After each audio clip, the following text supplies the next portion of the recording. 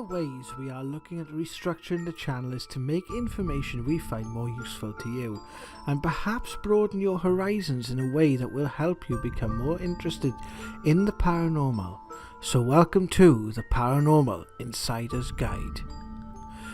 When investigating the paranormal, the subject matter of death and the afterlife can come up a lot, whether it's stories of near-death experiences, the tunnel of light, to spirits haunting a home or place of work, or intriguing revelations from psychics and mystics throughout history. But this research becomes more interesting when the insight comes from a very grounded source, especially from within the realms of accepted science. One of these sources is Dr Christopher Kerr, a PhD or medical doctor working out of a New York hospice, who has been researching the therapeutic nature of end-of-life dreams and visions. I am Jared from Paranormal Now, and let's explore 5 interesting facts about Dr. Christopher Kerr, his research in end-of-life dreams and visions, and what they can tell us about the afterlife. Number 1. Nothing to do with the paranormal.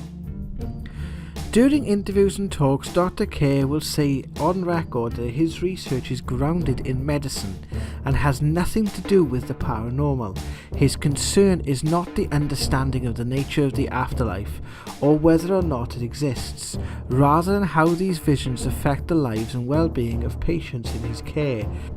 You can see in his demeanour he finds his experiences life-affirming for the patient and those around them. Dr. Kerr elaborates further in his TED Talks, the point of medicine is to prolong life. Number 2. How the research came about. As many who undertake this kind of research, Dr. Kerr never asked for it, and was outwardly skeptical about the phenomena from the outset. It was only after repeated cases that he started to take an interest. Kerr, in his talks, and this article from the Pittsburgh Chronicles, outlines some of his initial experiences. One with a patient he believed would be able to live longer if a course of antibiotics and an IV was introduced. The attending nurse disagreed, saying that she felt the patient had not much longer to live, as he kept seeing his deceased mother.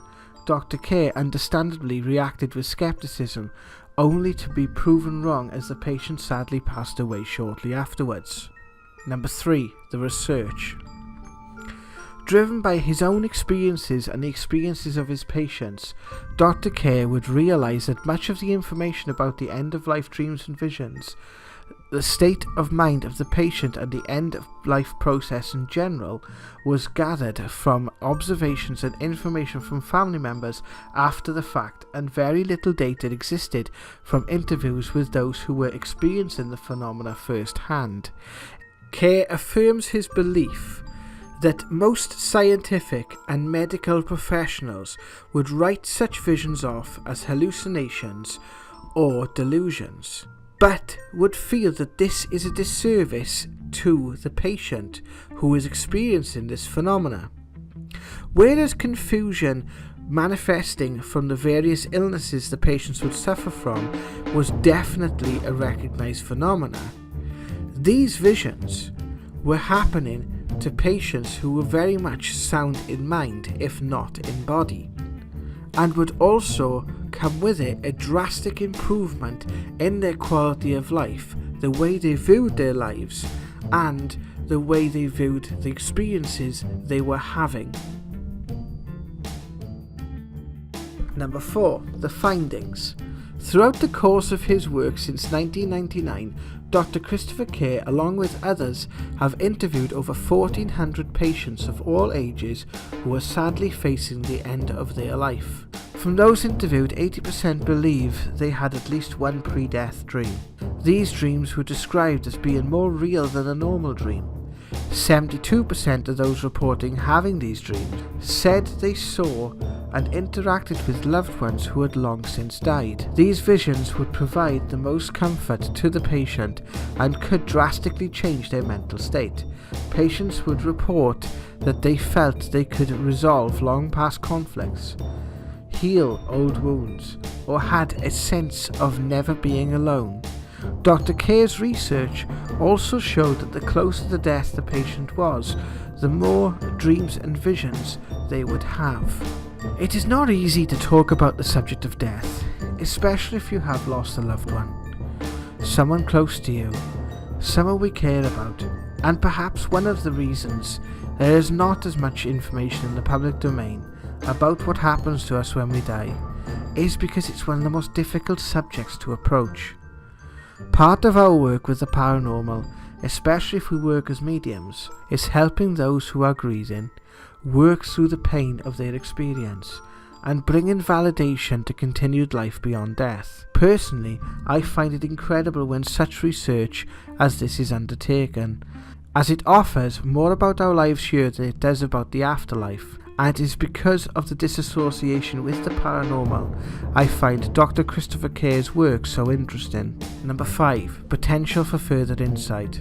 As someone who has great interest in life after death, resulting from my own journey and quest to understand the afterlife and what has happened to those around me personally who have passed to the other side, and my work as a medium, I personally cannot help but wonder if the phenomena observed and documented by Dr. Christopher Kerr's work will someday bear any relation to other phenomena, maybe not as much associated with the process of death or dying. Could these dreams or visions bear relation to precognitive dreams, for example, those reported by many who dream of seeing an event only to experience it in waking life a few days later? What about thousands who report contact with loved ones, where messages are given to them which ultimately prove to be validated? Due to the nature of his work, it is very difficult to know how to ask these questions. Each of the patients interviewed by Christopher Kerr have now been lost to their loved ones and families. Our hearts go out to them, but I cannot also help but wonder if the messages given from his work could actually give us all something to learn from. I am Jared from Paranormal Now, and thank you for watching. If you liked this video, please subscribe for further content. What do you think? Do you believe end-of-life dreams and visions are evidence of the afterlife? Leave your thoughts in the comment section below, and we will see you soon for another video. Take care.